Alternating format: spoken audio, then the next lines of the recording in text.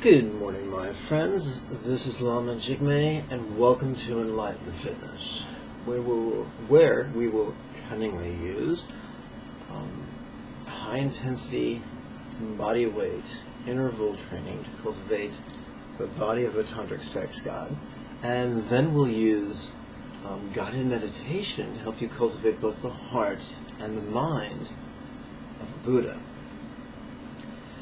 Now, if this is your first time watching, allow me to draw your attention to the place right below the video. About 3 inches below the video, there's a button that reads Show More. When you give that a click, it'll reveal a list of links as long as my arm. Those links are crucial to answer all your questions, if not directly, then indirectly, about subjects such as nutrition, warming up, how to do the exercises, how to do easier exercises, how to do more difficult exercises, how to sit comfortably, how to count your finger creases, and how to meditate. One of the first links you'll find below the video will take you to a page on my website where all the Enlightened Fitness videos are organized. First, they're organized by length of workout. So there's a box for 10-minute workouts, a box for 2-minute workouts, and the like. Within the boxes, they're organized by length of guided meditation. So you'll want to start off with a 3-minute meditation, then a 6-minute meditation, then a 9-minute meditation. You get the idea. Quick reminder. More than 70% of weight loss and health comes from our culinary choices, what we choose to eat and drink. So you'll find links to a page on my website entitled The Low-Fat, Whole Food, Plant-Based Diet. There are many books there. I can think of 3 right off the top of my head that are written by physicians. 2, McDougall's and Barnard's books are great for people who are very accustomed to the standard American diet and will continue eating very similarly to that. Then there's a wonderful book by Dr. Graham called the 80-10-10 Plan, and that's for people who want to rapidly transform their physical performance, their athletic performance, their health, and their beauty just as rapidly as possible. I'm a big fan of that because I feel it's easiest on the planet, and that it's fun to get results quickly that last. So on that same page is a box. In that box is a bunch of free stuff. There's free YouTube video channels and 2 free PDFs. The last 2 videos we read Freely's free PDF, and now we're going to start working our way at Harley's free PDF. Harley is a wonderful leader in the field of high-carb, low-fat, raw veganism. He has a wonderfully playful sense of humor and a mastery of the vernacular. So let's start with a quick excerpt from his free PDF. There it is. Dream Riders Kick-Ass Tips for Success in a Low-Fat, Raw Vegan Diet.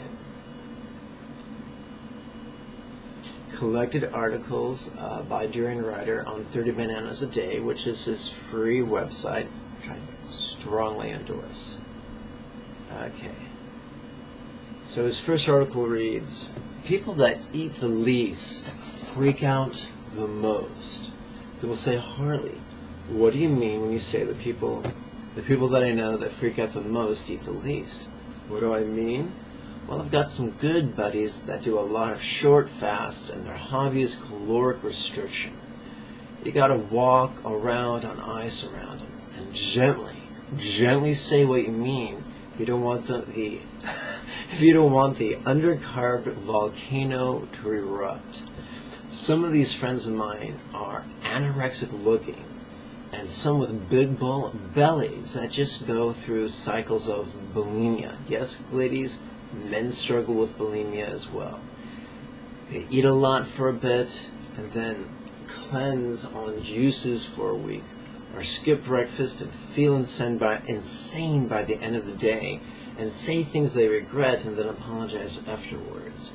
It takes a lot of discipline to restrict oneself like that, but it's very dangerous, and that discipline is far better used than disciplining ourselves to eat enough fruit and drink enough water and get enough sleep. Quick aside, on my website I talk about 5 keys to weight loss. One of them is intermittent fasting. I have it there because it's used by Buddhist monks for a very long time, but in all honesty I'm turning off to that. Many of the practices employed by Buddhist monks are fundamentalist in origin and actually do more harm than good. Many of the fundamentalist Buddhist practices, or any fundamentalist practice, is more about asceticism and controlling the monk than actually helping them to rapidly accomplish the path. Let's continue with Harley's text.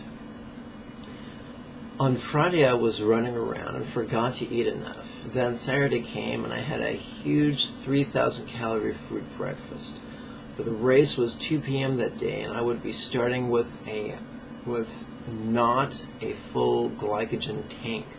Luckily, it was a short race. I kept attacking the climbs. We started with 30-odd riders and were left with only 7 in the end. I was getting frustrated how slow we were riding and knew we had to ditch the sprinters if I wanted to win the race.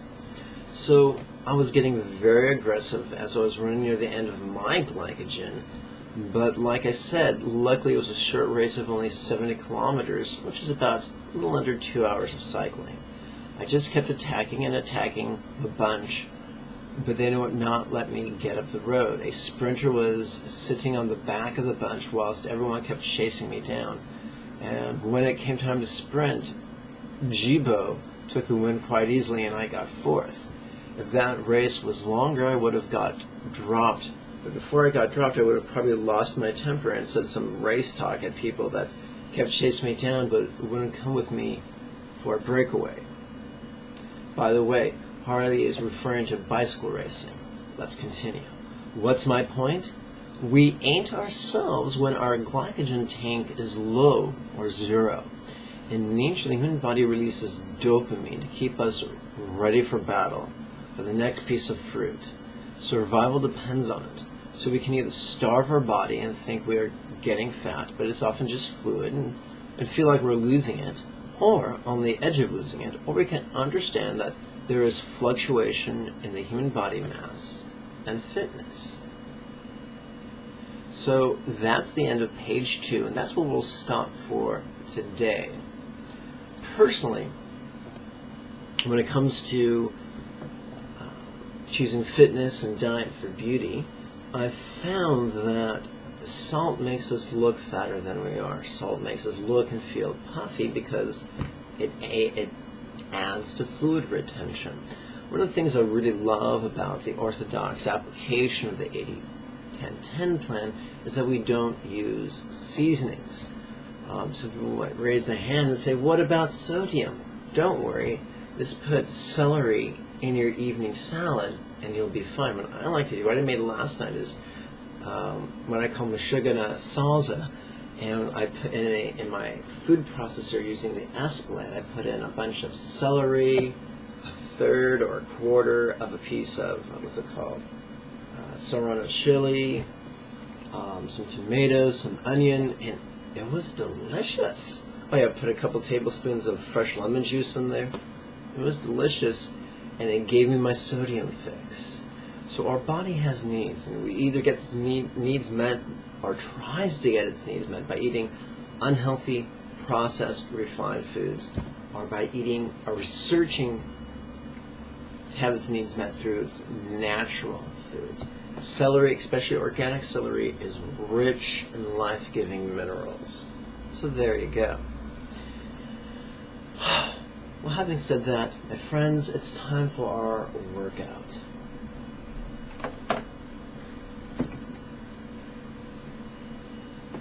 Oof.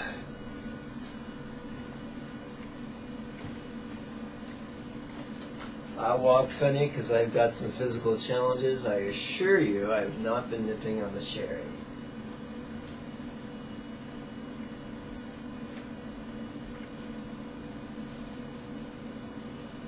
Okay, we're going to warm up using Indian-inspired 12-phase sun salutation as described in the links below the video.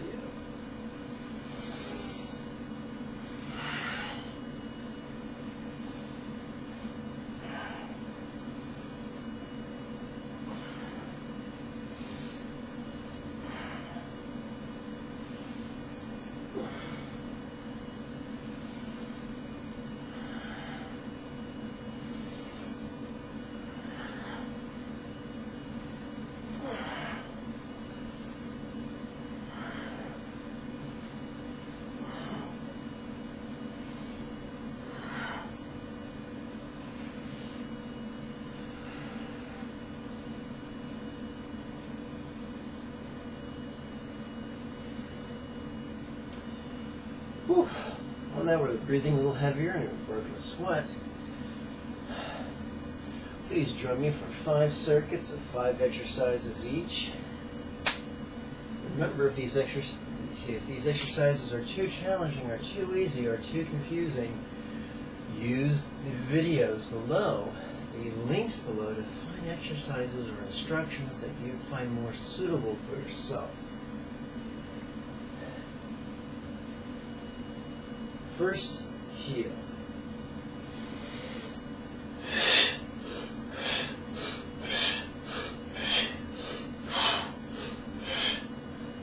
First, toe.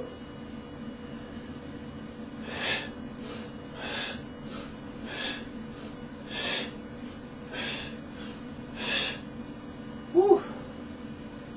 First press.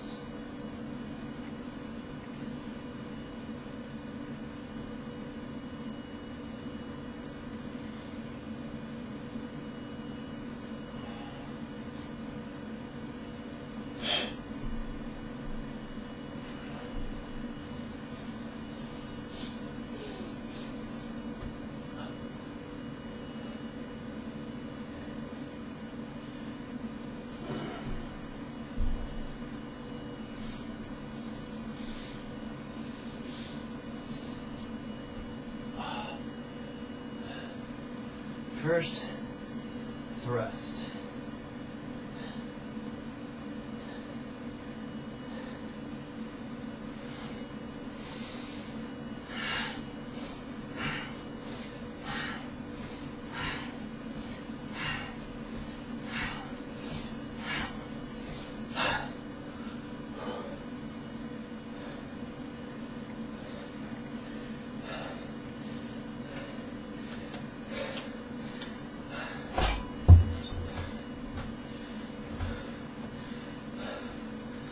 First set of shins.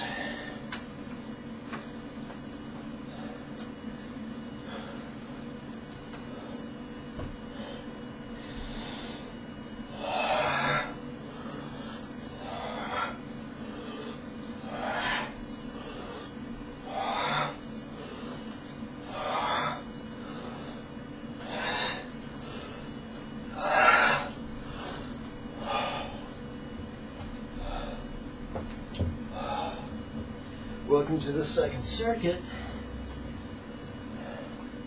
You want to be breathing heavy and by the end dripping with sweat.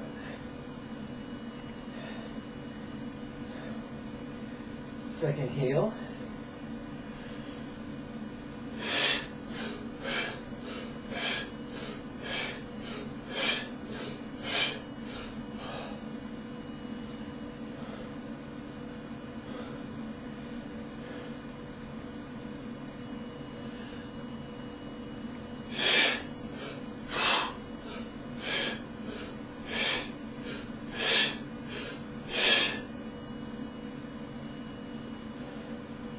Second press.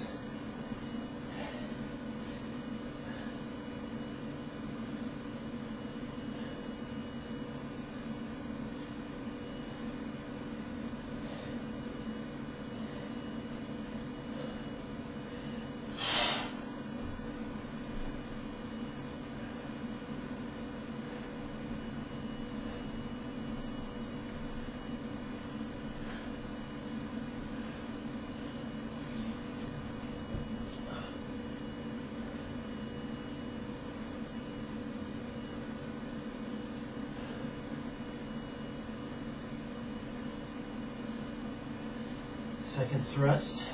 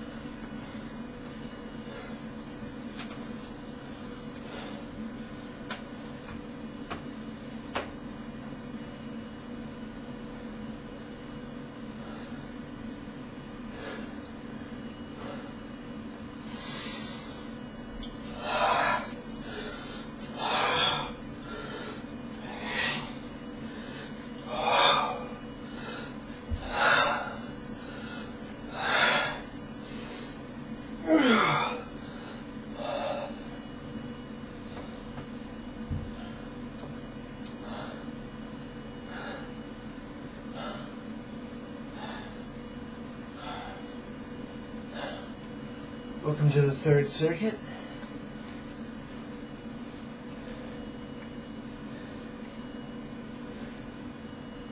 Third heels.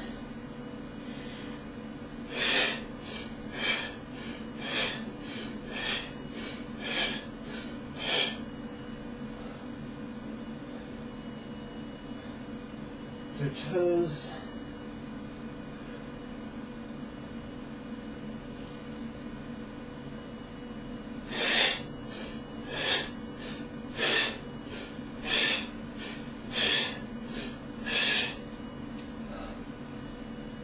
Press.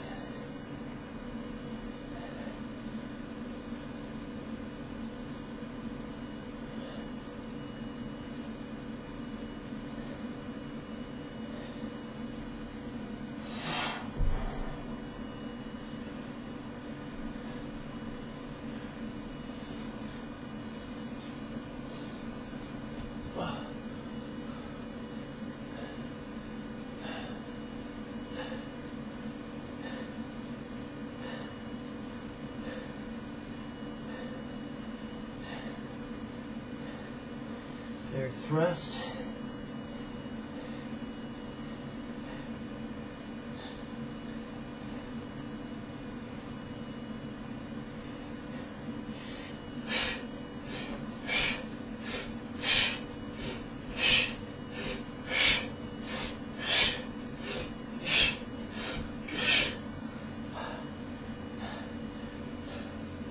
Third chin.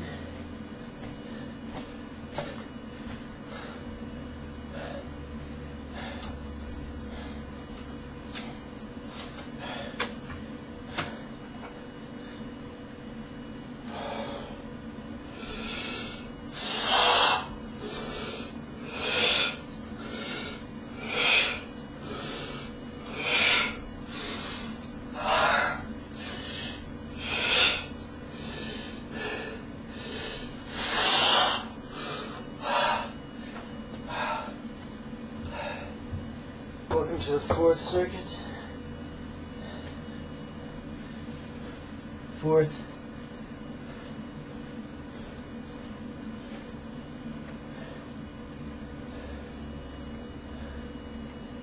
Fourth heels.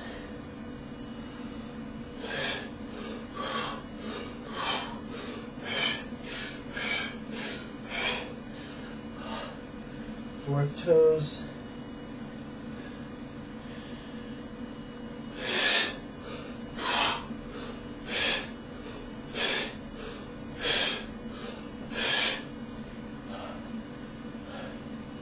Fourth press.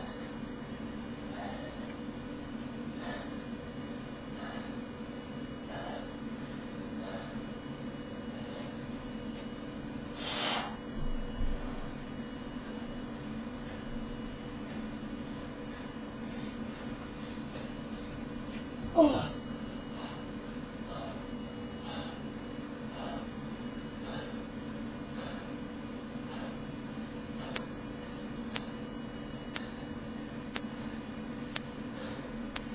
Fourth thrust.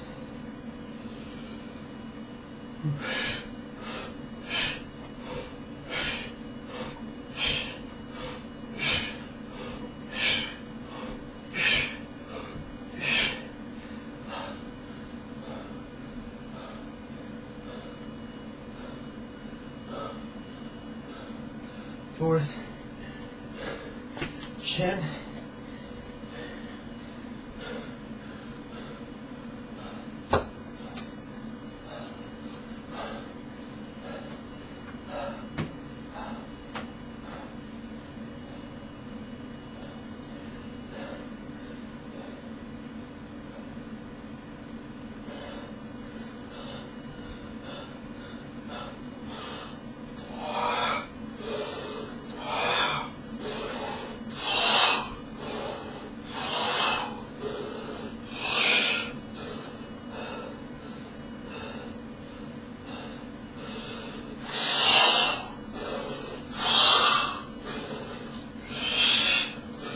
Wow. Welcome to the 5th circuit. 5th and final circuit, make it count.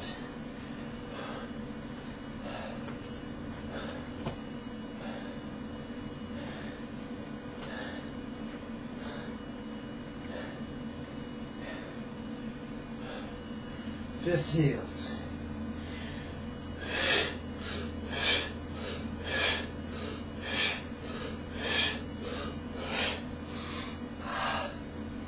Fifth toes.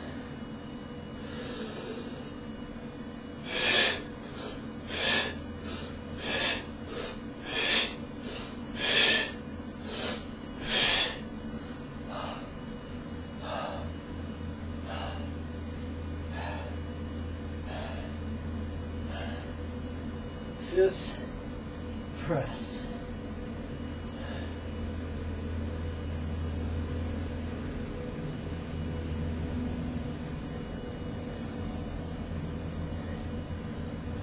Wow.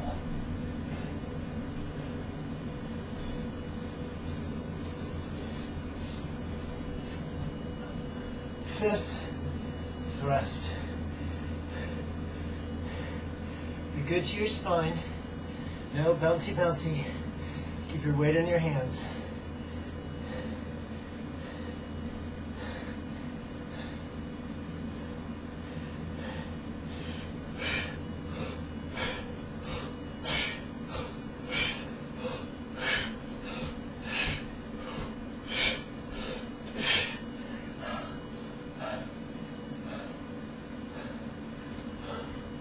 Fifth, chin.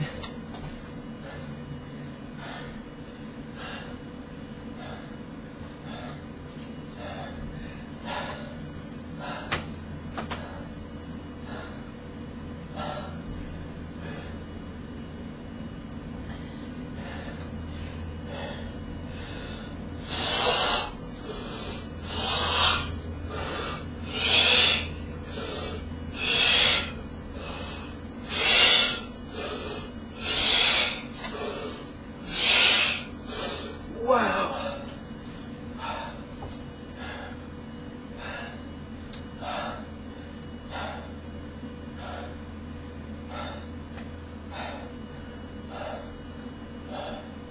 Oh, that's it. Oh, nice.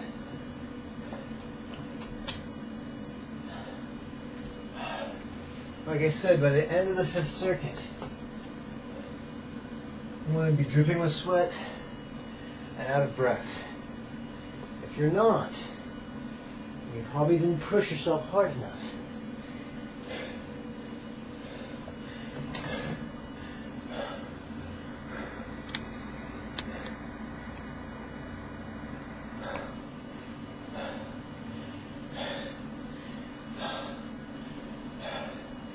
You may ask, why do I wear flip-flops in my apartment? Because this is a nasty, nasty rug.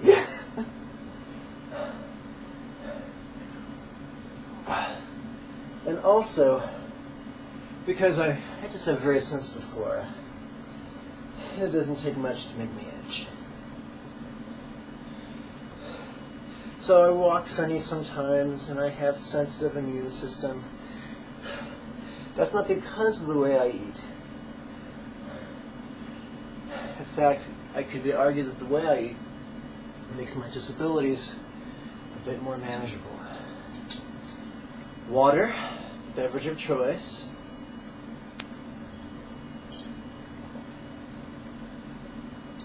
I just don't recommend hydrating with beer.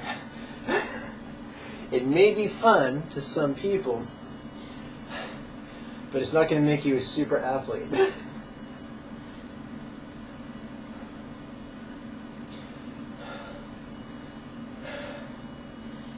Okay.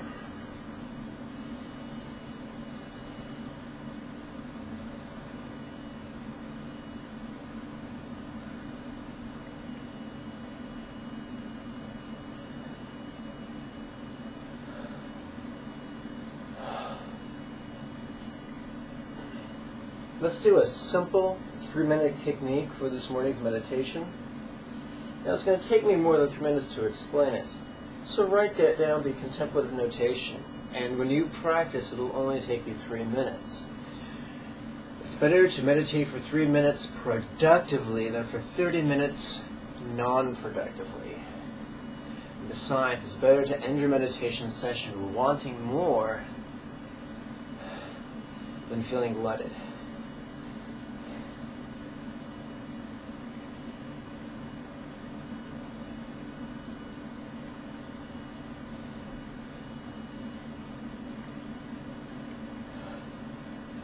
You know how it is. At the end of that first date, when you have that fantastic kiss, and then the kiss is over and so is the date, and you think to yourself, man, I should have kissed her earlier in the date. We could have been kissing for an hour. Well, just as a good date leaves you wanting more, likewise, you want to end your meditation session before you've had enough, and you still feel like you can meditate a little bit longer.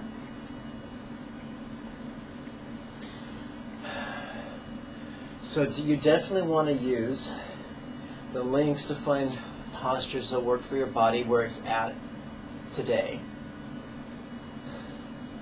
And you want to learn how to crease count using another video. Assuming, giving you the benefit of the doubt that you've already watched those 2 videos, I'm going to give you brand new meditation instructions. There's lots of myths in the world of meditation. People often get the Taoist teachings and the Hindu teachings confused with Buddha's teachings. Buddha never told us to have 0 thoughts. Buddha never taught us to concentrate perfectly like a machine. Buddha gave us methods, very many methods, because the mind has basically 3 modes. A peaceful mode where it's just there and it's very easy for the mind to be focused on one thing. Then there's the mind sometimes in a playful mode where it's all over the place, and that's perfect for analysis. And in between, there's when the mind's in a perceptive mode, and where it simply knows whether it's being peaceful or playful. It's not our job to force a peaceful mind to be a playful mind. It's not our job to force a playful mind to be a peaceful mind. It's our job to be aware of what our needs are in the moment, what mode our mind is in, and then naturally make the most of it. More often than not, our mind is more playful than it is peaceful. So today I'm going to teach you a technique to employ when your mind is playful and jumping around like a little kid on far too much sugar. In Sanskrit, or in Pali, I should say, it's known as Vipassana.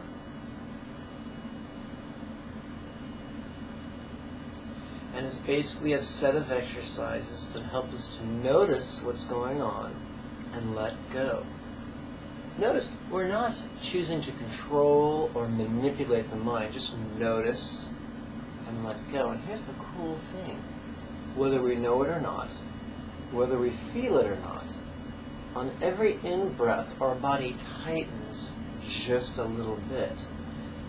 What's the spiritual application of physical tightening? Well, that would be spiritual concentration or noticing. The opposite occurs on the out-breath. On every out-breath, whether we know it or not, whether we feel it or not, we tend to relax, even just a little bit. So what is the spiritual application of the physical experience of relaxing? It's letting go. It's releasing. So here's the irony. Concentration is as close as every in-breath. Letting go is as close as every out-breath. The ability to notice and let go is hardwired into our brains and our bodies. It's a factory-installed application.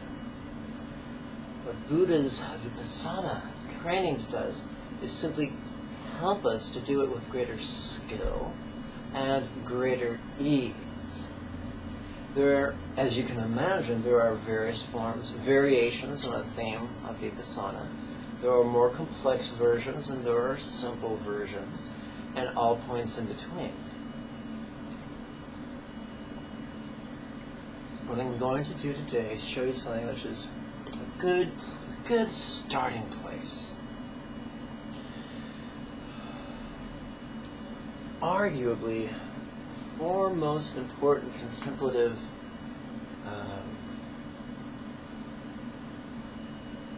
texts in the Pali Canon would be the Metta Sutta, the Anapanasati Sutta, the Satipatthana Sutta, and the Maha Satipatthana Sutta. But arguably, these three are in the same sermon in a concise, a middling, and an extensive format.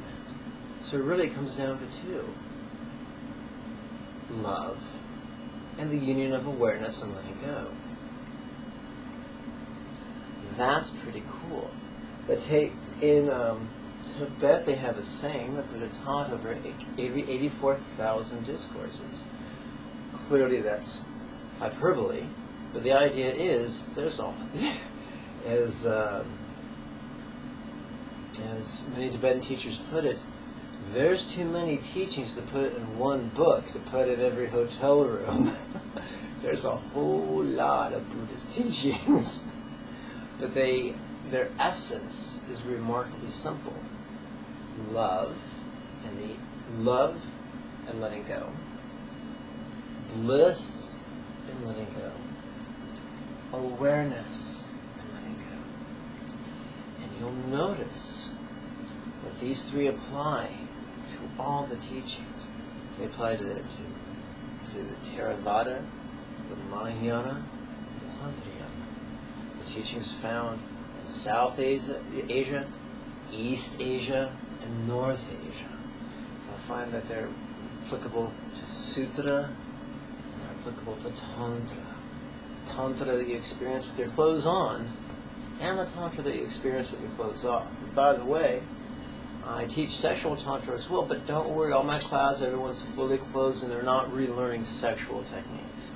Because the Tantra I teach, the Tantra that occurs between your ears, and that's applicable to all sexual techniques. Whether it's making love like a graceful Hindu goddess or like a porn queen or any point in between. In America, the most people practice what I like to call polyamorous Tantra or hippie Tantra. And basically what they do is traipse around in silks and make love in slow motion. There's nothing wrong with that, but it's not necessarily going to make you a Buddha. The stuff I teach will help you convert passion and pleasure into good karma and love and wisdom. The good karma, love, and wisdom required to become a Buddha, which is pretty darn cool.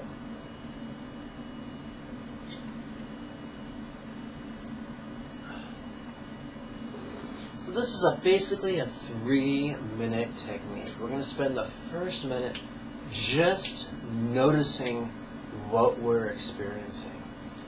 We're going to do that through the cunning use of rhetorical questions. If you graduated high school, then you already know that a rhetorical question is a question that's asked for effect. The speaker is not inviting an answer. When we ask a rhetorical question on the in-breath, our only job is to enthusiastically, mentally, silently recite it And on the out-breath, to intend to relax, to intend to let go, to intend to release. It's very simple. So on the in-breath, the next 3 or so breaths, I invite you to mentally ask, silently, recite the question, what seeing, releasing? Here's the funny thing. We're going to do it with our eyes closed because the brain sees things all the time without using its eyes. What seeing, releasing?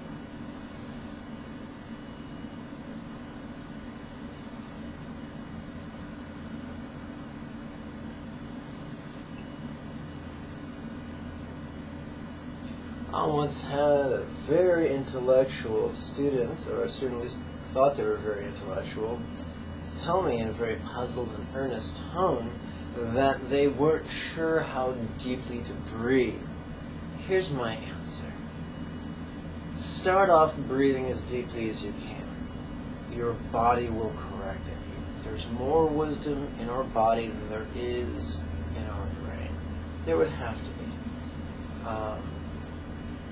So start off breathing deeply, and after a few minutes your body will automatically correct the depth of breath and the rate of breath.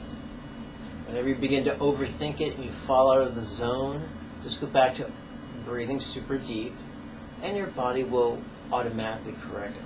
It's kind of like we have 3 loops in our ear, and each ear, our inner ear, that keeps from falling out and help our equilibrium. If you tried to walk at a 45-degree angle, your body would force you to walk at a 90-degree angle to absolute plane. Even if you're not standing on an absolute plane, your body will help find it. So sometimes by overcompensating, it triggers your body's corrective mechanisms. Same with our breath. By breathing too deeply or too slowly, the body will say, okay, let me step in here and fix things out. So that's pretty neat. Now let's move on to our second exercise, which is similar to our first. What hearing, releasing?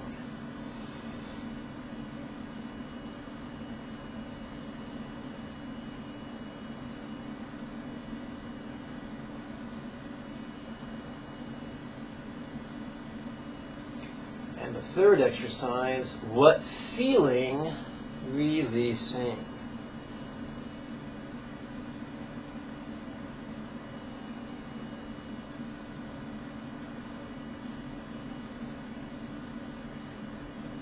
It's the third exercise that requires the most courage, because most of us are hiding from our physical pain or our emotional pain.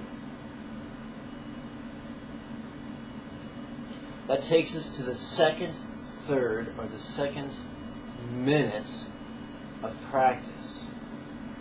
And that's when we begin setting ourselves up to let go of what we just noticed. Now remember, these are rhetorical questions. It's not our job to say, well, I noticed visually a blob here and a blob there, and a picture of my mom's face, and oh look, that's Dad, and there's my first dog, Hona.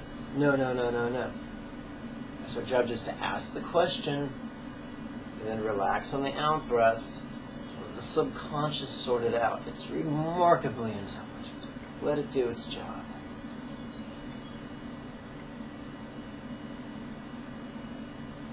So the first exercise is going to seem unspiritual. The first exercise of the second section is simply, how could this be funny?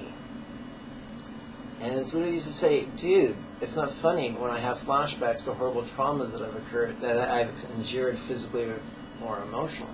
Or dude, it's not funny when I think about a fair relationship. Or dude, it's not funny when I think about unemployment. Or dude, it's not funny when I think about the state of our international policy as a nation. But here's the thing. It's very hard to hold on to something with white-knuckle intensity if you're laughing at it. It's very hard to hold on to our sense of self or our sense of crisis if we explore the humorous aspect of it. And that is why one of the factors of enlightenment is joy. Buddha knew that taking ourselves or our problems too seriously compounded our suffering. So we're allowed to be joyful. Now, in every sect of every religion, there are two types of folks. The majority tend to be fundamentalist. The minority tend to be liberal. Fundamentalism is rooted in fear. It relies upon rigidity and the rigid contrivances of intellect and emotion. Those contrivances require a lot of energy, they consume a lot of energy, and don't leave us with a lot of emotional resourcefulness afterwards. Consequently, we tend to make us intolerant and rigid and cranky and aggressive, which is not the direction I want to go in my spiritual training. The liberal path deals less in certitude and more in possibility. It's much more flexible. Fundamentalism, whenever we present a new technique to a fundamentalist, their first questions are, hey, is this an old technique? And which prominent people like this technique? Can you see the political and orthodoxy and fear involved in this? When we introduce a technique to the liberals, they ask, hey, does it work? And is it easy to use? And you see the pragmatic energy and the liberal intention? And by the way, the fundamentalist, the liberal dichotomy is found everywhere, not just in spiritual terms. It's found whenever you have a group of people who are sincerely enthusiastic about anything, whether it's sports or fitness or diet or fashion or entertainment or plays or musicals or movies or books or novels or the hard sciences or the soft sciences or the philosophies. Any human endeavor that people participate in sincerely and enthusiastically is subject to fundamentalism and liberalism. I will refer to fundamentalism as a touchstone, but I practice and teach as a liberal. I found that's the quickest way to accomplish the goal of the path.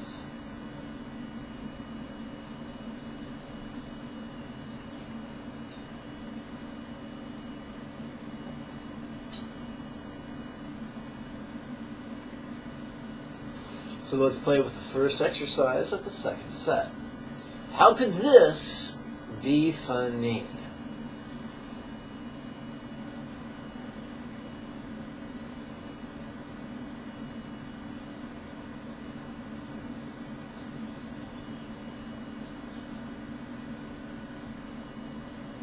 And now, a natural propitiation or forward-flowing motion of the first exercise as the second exercise of the second set.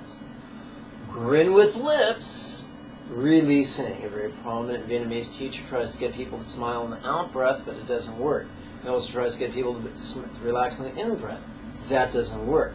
Our intentions have to be in harmony with the wiring in our bodies. We're wired to smile on the in-breath and relax on the out-breath.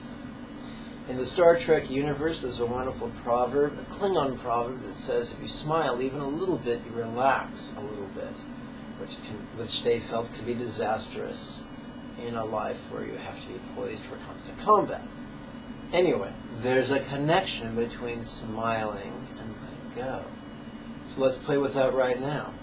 Grin with lips on the in-breath, releasing on the out-breath.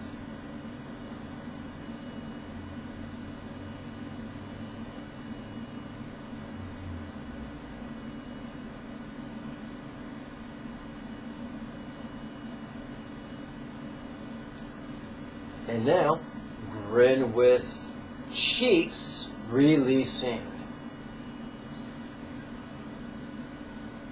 And now, grin with eyes, releasing. Now, obviously, your eye sockets are circular. You can't change them.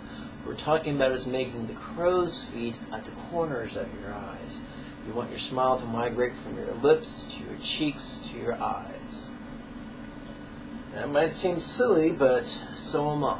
Grin with eyes, releasing. The third set of exercises from the second portion of the second third is simply noticing, relaxing. All the exercises we've done have prepared us for this point. Before we were asking what seeing, then we asked what hearing, then we asked what feeling. That's semi-contrived noticing. Now we're just using spontaneous noticing. Noticing, relaxing. In Tibet, there's a Tibetan phrase that can be translated into the English as naked awareness. Now, when I first heard that sounded like dirty, naughty tantra. But it wasn't. It was a metaphor of being so vulnerable. It is as if we were naked without guarding ourselves or protecting ourselves or trying to dodge pain or discomfort.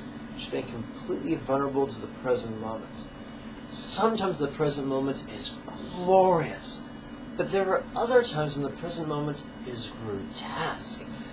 In New Age circles, and sadly in some pseudo-Buddhist or pseudo-Buddhist circles, many teachers and practitioners try to use the present moment as a dodge, as an end run around pain. But here's the fact. If in the present moment you're experiencing pain, then that's part of your present moment experience. If in the present moment you're experiencing anger about the past or fear of the future, guess what? That's your present moment experience. It's not our job to push away the memories or push away the fears. It's your job to bring it into the present moment in a skillful, healing way. And don't worry, future lessons will discuss the fine art of deconstructing the difficult to heal stuff. Right now we're just warming up. So let's continue. Noticing, relaxing.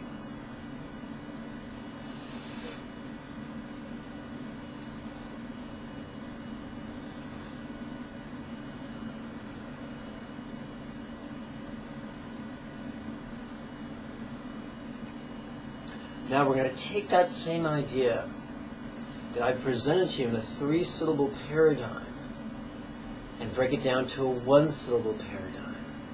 In breath, I want you to use the mental word this as a label to adhere to whatever experience you're experiencing, whether it's physical or circumstantial or emotional or intellectual or mnemonic or phantasmagoric, whatever it is, it's called this. And the abbreviation for relaxing is ease. Back in the 70s, the Eagles had a song, Peaceful, Easy Feeling. Wonderful song. So that's the word. This, ease. Let's play with that now for the final third of the exercise.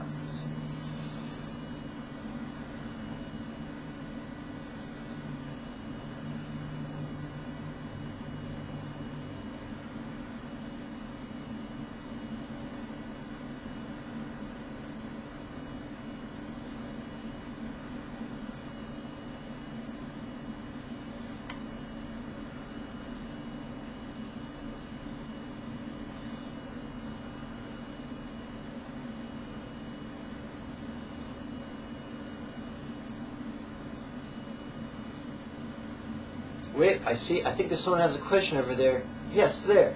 Oh, Mr. Gyatso, isn't meditation about not thinking any thoughts and being really mellow and peaceful? That's a good question, me from the past. I'm glad you asked that. And yes, I stole that from someone on the internet, but I think it's adorable. Okay, so here's the deal. The longer you meditate, the more peaceful your mind becomes. So, of course, meditating for 6 minutes is more peaceful than 3 minutes. Meditating for 9 minutes is more peaceful than 6 minutes. And so forth and so forth. Obviously, meditating for 30 minutes is more peaceful than 3 minutes. But let's explore the possibility that this ain't my first time at the dance. This ain't my first rodeo. And I've done this a time or two. Let's just pretend I'm setting you up for success. So did you notice that at first the questions, the contemplations were really, really quick? You know, what seeing, what hearing, what feeling, how could this be funny? And then they got even faster. You know, Grown with lips, grown with cheeks, grown with eyes. And then slow down again, noticing, relaxing. And then I got really slow.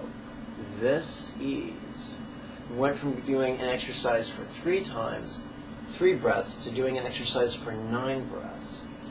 But that's us harnessing the natural playfulness and energy of your mind. Now you might say, Lama Jigme, you've been gabbing a lot, and that was considerably longer than 3 minutes. So just to show you this is a 3-minute technique, we're going to do the whole technique again without explanation, just with me. The only thing I'll be saying or reciting verbally are the contemplative notations that you can write down to show you that it only needs to take about 3 minutes to change the way you feel. Let's play with that right now.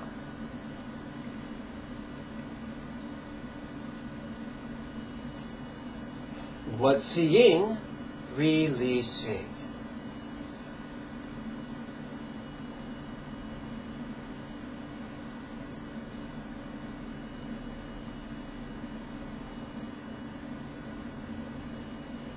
What hearing, releasing.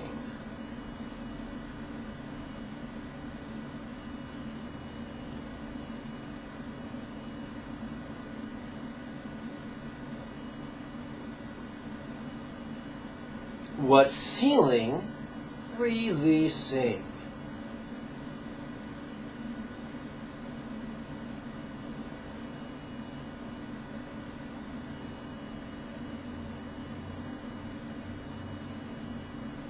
How could this be funny?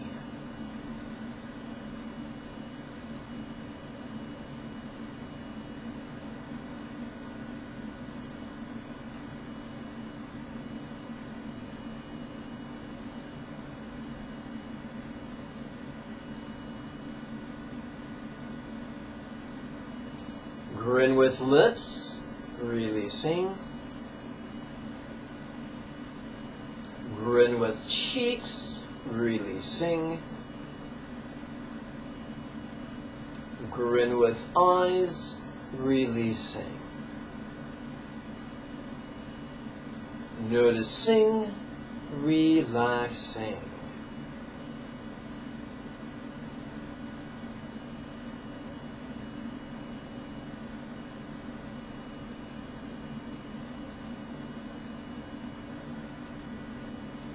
This ease.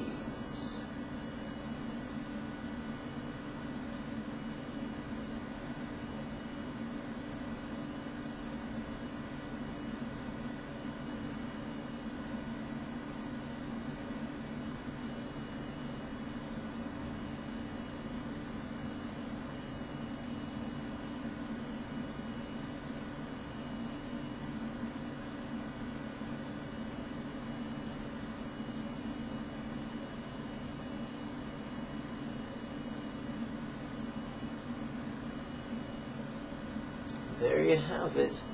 Easy peasy lemon squeezy. Play with this technique once every morning, once every evening. And notice your life shift. Become more manageable. Heck, you could have a tough day at work and go to your car on the coffee break and do this 3-minute exercise and return to your desk resourceful and good to go.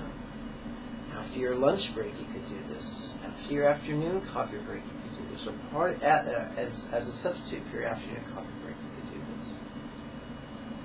Am I saying you need to meditate all day long? No. But if life sucks, if you're full of stress, or anger, or sadness, or something's got you down, or you need a pick-me-up, this could help.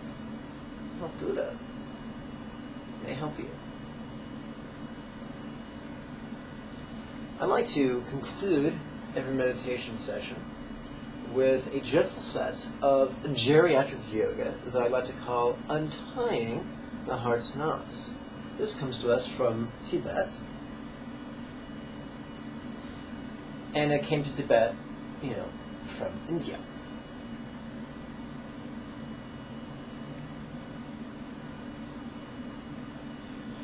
Please sit erect. Please lace your hands behind your tush. Please open your chest and twist to the left.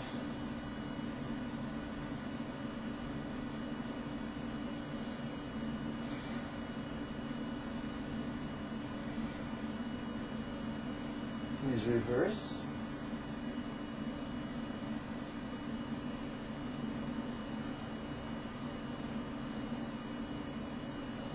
Back to center. Please release your hands, place them in your lap. Swing your arms are out and overhead. Bend to the left.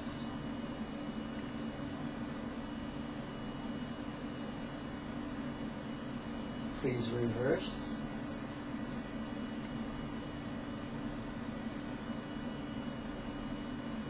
Back to center. Please make your way into the downward facing fetal position. This is also known in yoga as child's pose.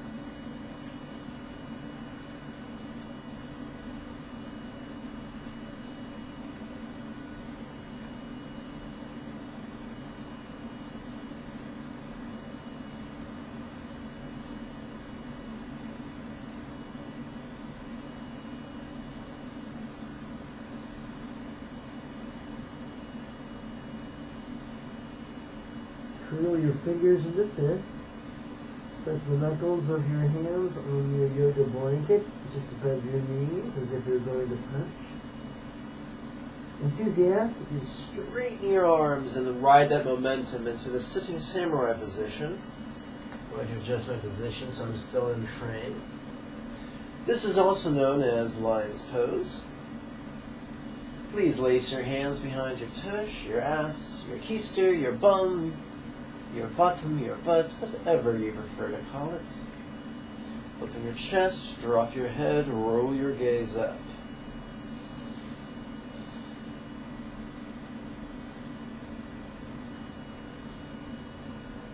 Please release your hands.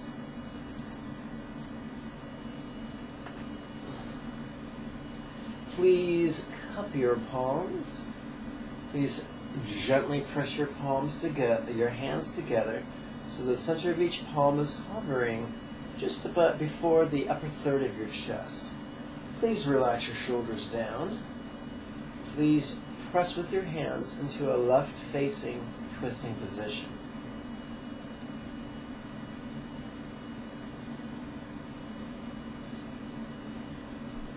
Back to center.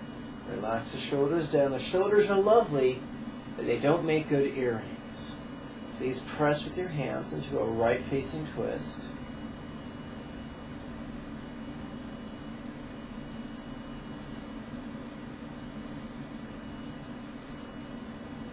Back to center.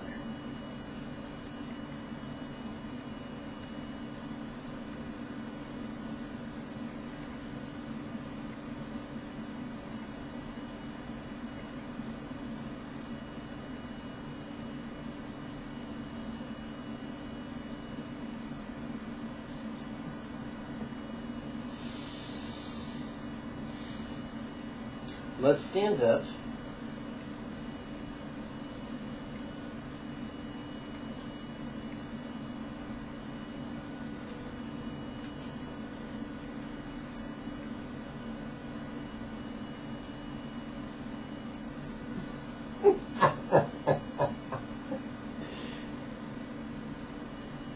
Okay, I'm just telling myself jokes. So, I want you to put your weight on the major and minor balls of your feet, which are right behind your big and little toe, heels off the yoga mat, or yoga blanket in this case. I love a yoga blanket because you can put it in the washing machine. It has no PVC materials, it's good for the earth, it won't poison you. Okay. So lace your hands, so put a subtle bend in your knees, lace your hands behind your tush, thrust your hips forward, open your chest, drop your head, roll your gaze up.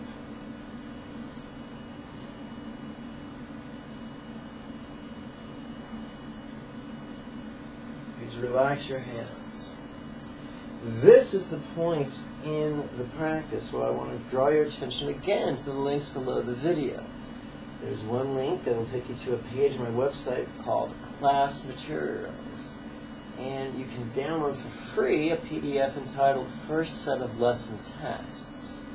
Each lesson concludes with 3 verbal recitations that kind of take our good karma that we generated during the meditation and direct it towards really neat things that not only ensure our spiritual growth, but help the spiritual growth of all others, and consequently multiply our good karma.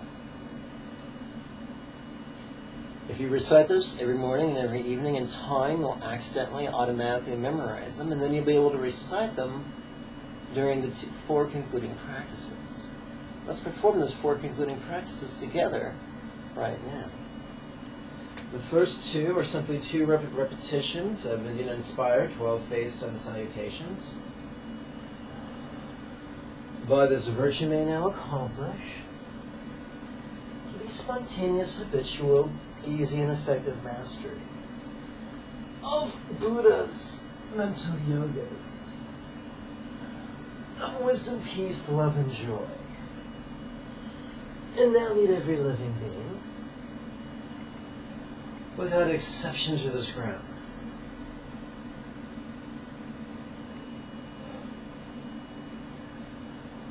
May everyone be healthy, wealthy, and happy. May everyone practice skillfully and joyfully. May everyone accomplish and then help many others do likewise. Truly, that is the meaning of life. Om Mani Padme Hum. One of the cool things about turning to the appropriate pages in the first set of lesson texts is that there are links all over these recitations, and these links can help you better perform the Indian-inspired 12-phase sun salutations and the Vietnamese-inspired bows that we're going to practice next. Now, I'm not sure if these links are found for the at the end of the first lesson or at the end of the second lesson, but that's easy enough for you to figure out. 2 repetitions of Vietnamese-inspired bows. May I always be cared for throughout all my lives by the Buddha of compassion, emanating as my kind teacher. And as such, may I always enthusiastically and joyfully tread this excellent path graced by the conquerors. My friends, there you have it. All the news that's fit to print. I thank you for your time, your kind attention, your enthusiasm to develop yourselves both physically as well as spiritually, and your support. May you and yours be healthy and happy. Om Mani Padme Hum. Hey, do you remember those links I told you about? You could use one of those links to help keep your teacher fed, which would be lovely, but not mandatory. And you could use another link to register for the next series of live weekly webinars. When do they begin? Monday. Oopsie, I took that back. Tuesday, the 2nd of July.